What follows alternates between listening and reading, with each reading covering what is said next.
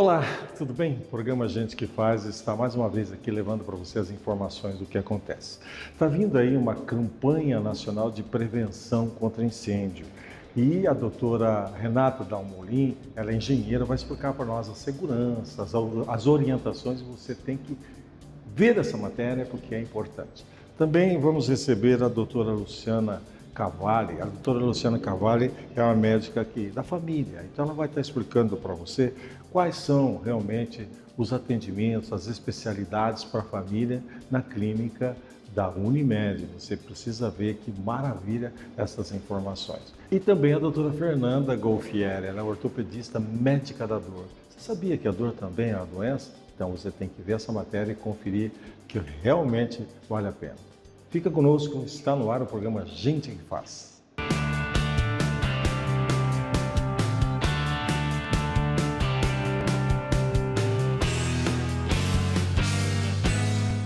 Muito bem, agora nós estamos aqui na clínica da Unimed e eu tenho o prazer de rever uma pessoa amiga, muito querida. Vocês vão gostar dela, a doutora Luciana Cavalli, ela que é médica da família e comunidade. Gente, pessoa especial e vai explicar para você realmente esse trabalho. Tudo bem, doutora? Tudo jóia, e você? Obrigado por reservar um tempinho na tua agenda. Eu que agradeço o convite, né? É sempre um prazer. Doutora, me fala um pouquinho dessa especialidade da família e comunidade, nós já sabemos. Mas qual que é o grande propósito hoje da Unimed com o seu trabalho? Então, um dos grandes objetivos da Unimed, né, com a clínica, né, inicialmente com a medicina de família e comunidade, era ampliar o acesso da população às ações com o médico generalista, que pudesse trabalhar tanto nas doenças desses indivíduos, mas também focar bastante na questão da prevenção, né? Porque um dos olhares do médico de família é esse nome bonito, né, que a gente estava comentando, medicina de família e comunidade, né? É entender a pessoa no seu contexto familiar e dentro de um ambiente de comunidade. Então aqui eu vou conseguir trabalhar tanto as doenças que são deles, às vezes um processo de adoecimento de uma família, né, que vem sofrendo por alguma situação, ou mesmo de um contexto social, né, de uma questão de agentes expostos aos poluentes, a questão da alimentação inadequada, uma hipertensão, um diabetes, porque ela não é só a doença do indivíduo, ela também tem a ver com esse contexto. Sim. E aí, por conta disso, a clínica inicia com os médicos de família, depois a gente vai ampliando para pediatria, também para olhar as crianças. Essas são as especialidades que nós temos aqui. E hoje a gente expandiu muito. A gente tinha no início só o médico de família e o pediatra, a gente tem dermato, a gente tem endócrino, a gente tem geriatra. Nós temos neuropediatra, nós temos, eu vou aqui esquecer alguns, eu acho, psiquiatria, nós temos no atendimento online nutrologia, então a gente está com um recorte de especialidades bem grande hoje aqui na clínica. Sim, e essa equipe multidisciplinar troca informações, facilita muito mais. Sem dúvida, porque, por exemplo, o meu médico de família, qual que é o grande objetivo dele? É avaliar o paciente, se precisar ir no especialista, encaminhar para o especialista correto. Entendi. Então, se é possível que o médico trate 80% das coisas mais comuns, o médico de família dá conta de resolver. Mas aquilo, por exemplo, um paciente diabético que não está bem compensado, eu posso encaminhar para o endócrino que está aqui dentro, a gente discute casos, ainda temos a outro espaço, que é o espaço Viver Bem, que lá nós temos a equipe multi, daí nutrição, fisioterapia, né? Além de outras áreas da parte mais multi, mas a gente pode encaminhar para endócrino, que consegue discutir os casos com os meus médicos de família. Um paciente com ansiedade, com depressão, mal do século, né? Só tem aumentado. Só tem aumentado. Pós-pandemia, então, caos, Isso, né? Caos. Então, nós temos nossos psiquiatras, né? Então, a gente consegue trabalhar sempre em equipe. Então, hoje a gente conta com muitas especialidades. Porque às vezes eu sempre digo que nem cálculo renal, você trata da dor, mas não trata da causa. Exatamente. E a nossa ideia é essa, eu tratar a dor e junto com a equipe trabalhar na questão do processo de adoecimento de maneira geral, né? E como é que tem sido aceito isso pelos nossos associados, enfim, quem procura a Unimed? Olha, hoje, graças a Deus, a gente tem conseguido manter a clínica com bastante rotatividade de clientes. A gente consegue que os pacientes Unimed consigam acessar a clínica, nosso acesso é fácil, a gente tem o WhatsApp, é possível agendar até pelo aplicativo uma consulta aqui, então ele tem várias formas de facilidade, né? E a ideia é a gente otimizar esse atendimento e garantir o atendimento no prazo, né? Que a operadora espera, né? Para a melhor qualidade do nosso paciente. Você está usando, como diz os outros especialistas, você está usando a IA para beneficiar e não para mudar. Sem dúvida, com certeza, né? Hoje a gente tem tanta tecnologia, não é? Pra gente ficar ainda naquela ideia. Eu sou uma que eu não sou muito de fazer mais ligação telefônica. Tudo que eu resolver por WhatsApp facilita a minha vida, né? Poupa tempo. Que bacana, eu fico feliz por isso. Doutora Luciana, qual a recomendação que você dá para os nossos telespectadores, associados da Unimed, como fazer para chegar até você? Bom, qualquer pessoa pode consultar aqui. E o mais importante é que não precisa estar doente. Lembra que eu falei de promoção e prevenção? Sim. Esse é nosso foco também. Sim. Então, caso você queira, né, começar um acompanhamento. Onde eu vou? Que médico que eu vou? Esse é o médico de família. Quando não sabe para onde vai, é sempre o médico de família que pode dar essa resposta.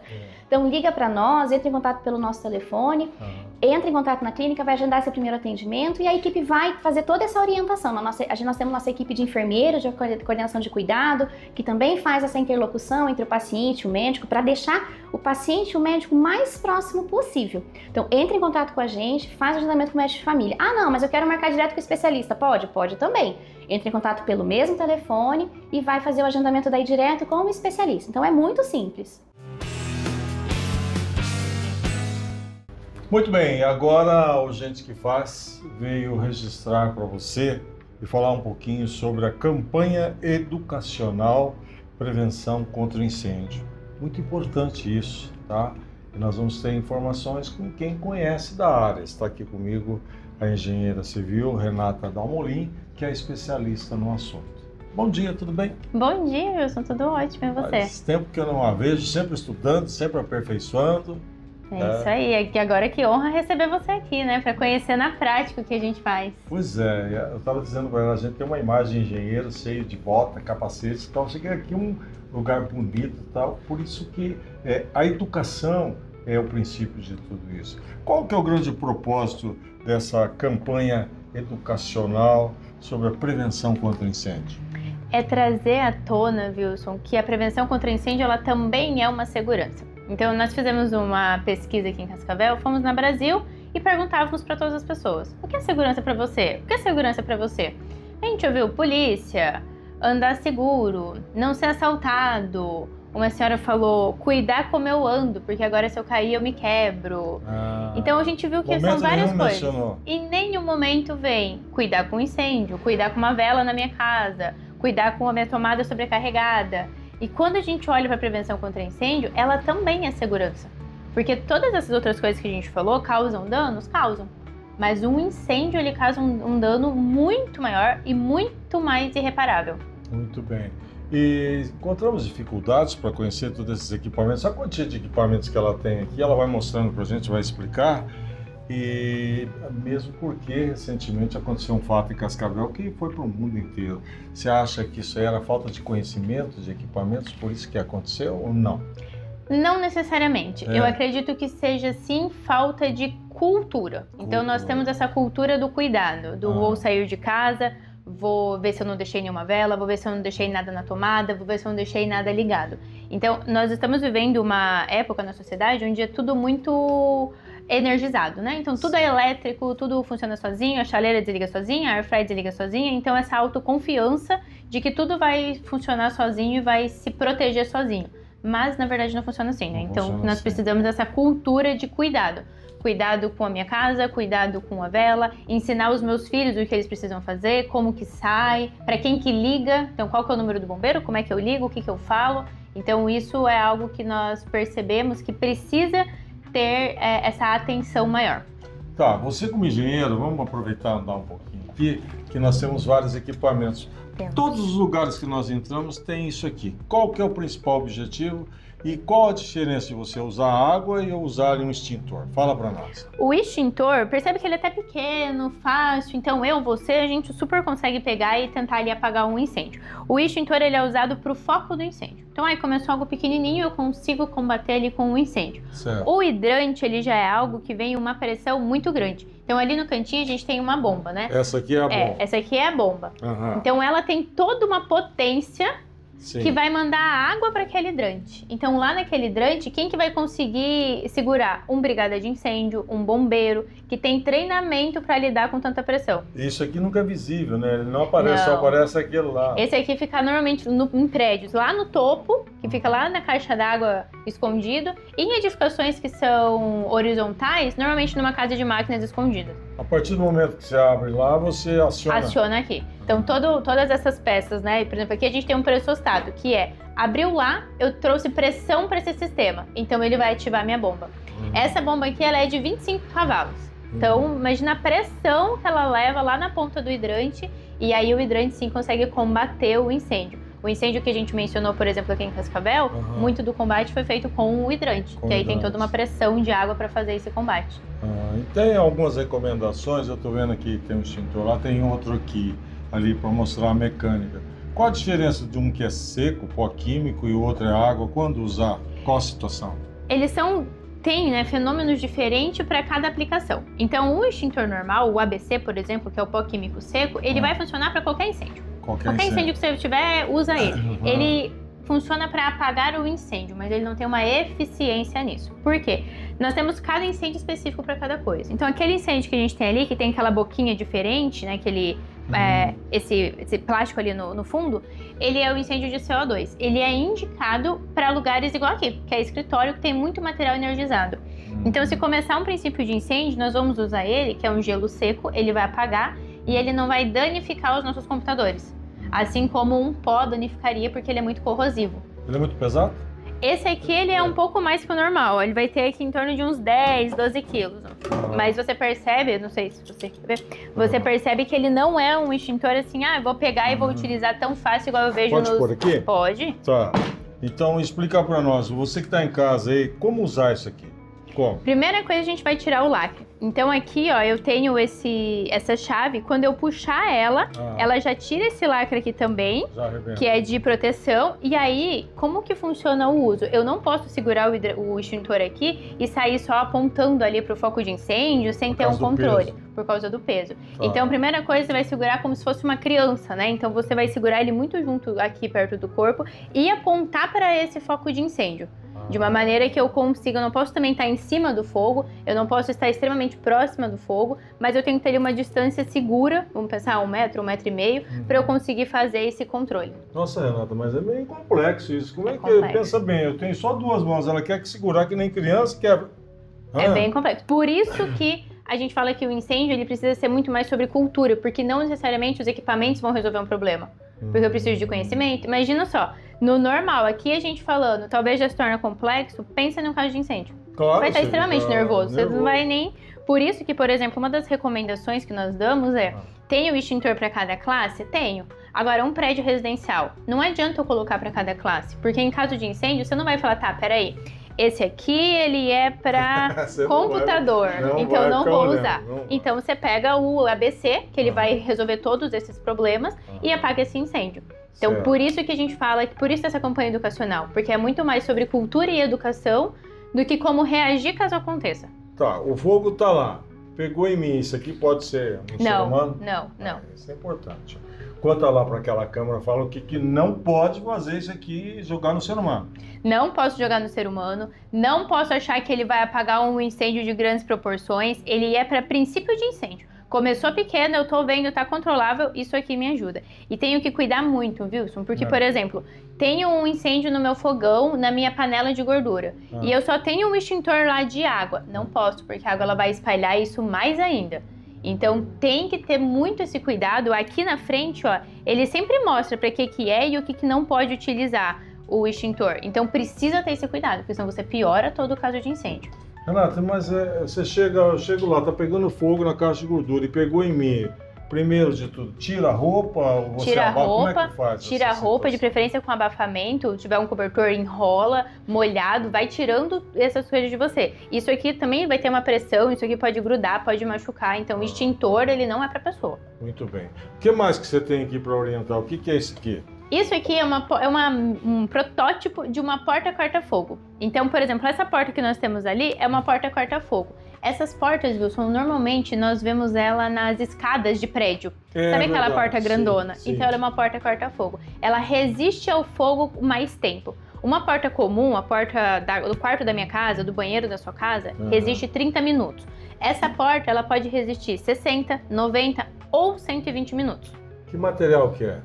Vários. Aqui ela tem uma estrutura metálica, tem todo um componente interno para trazer essa resistência que ele vai aumentando cada vez mais, para poder aumentar essa resistência ao fogo dentro de uma edificação em caso de incêndio.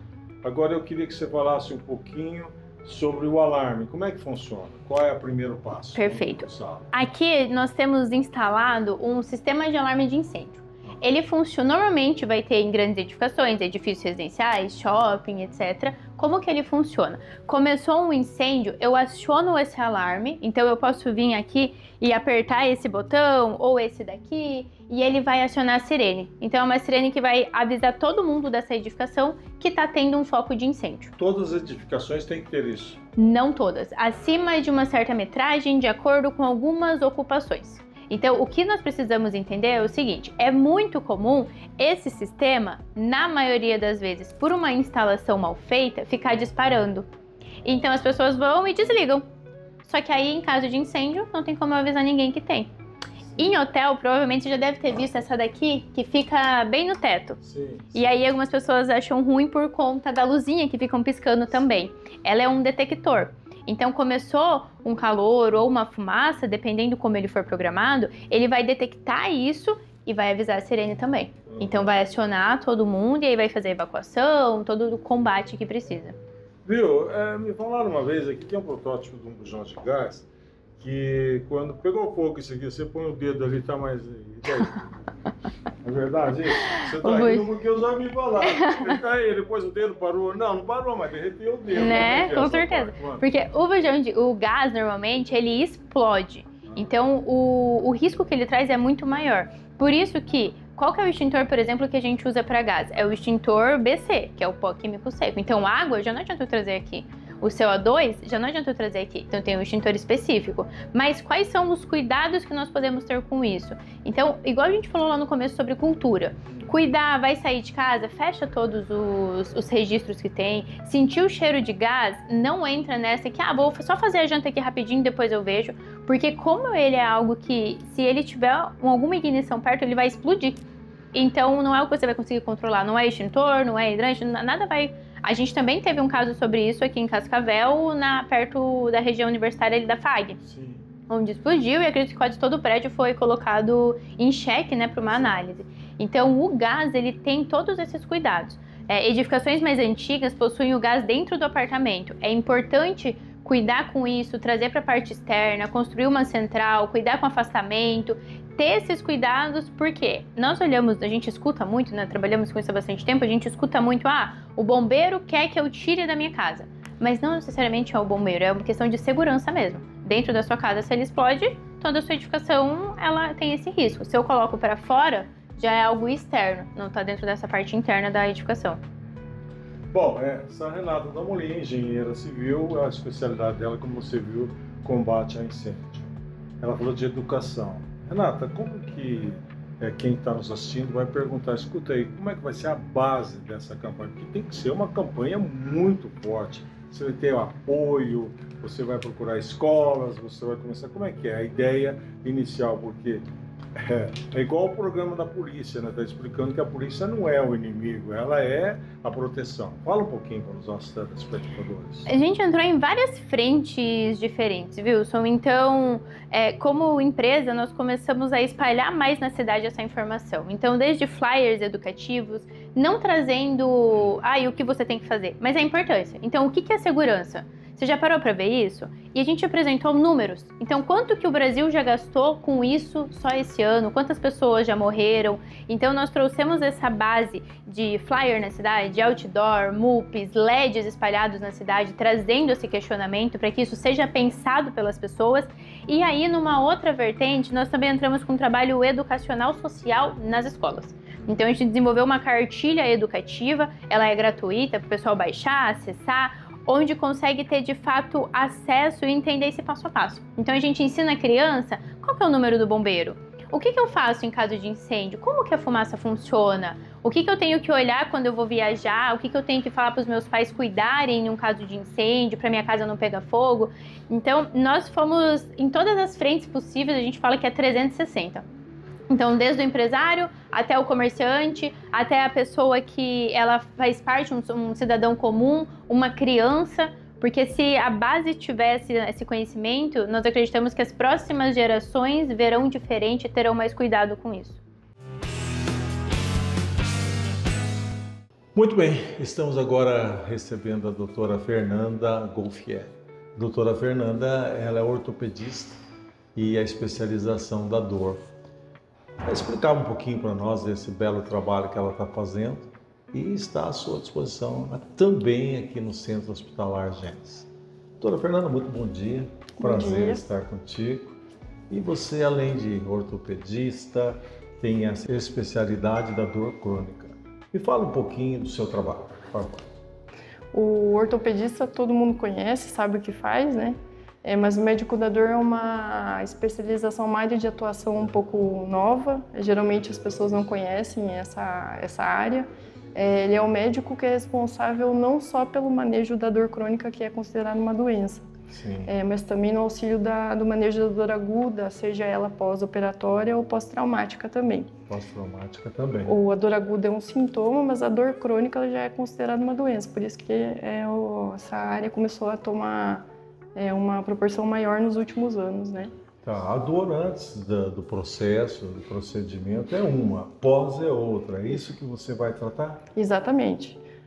Antes do procedimento, em pacientes que têm fatores de risco para desenvolverem uma dor persistente pós-operatória, que é o termo médico correto, a gente já começa o tratamento antes da cirurgia. Antes da cirurgia. Sim. A nossa equipe de ortopedistas, na verdade, em Cascavel inteiro, como todos nós temos a formação, temos o conhecimento da dor crônica, os ortopedistas aqui de Cascavel geralmente fazem já esse manejo pré-operatório em pacientes que têm essa predisposição para evoluir com a dor crônica. E o resultado tem sido fantástico. É maravilhoso.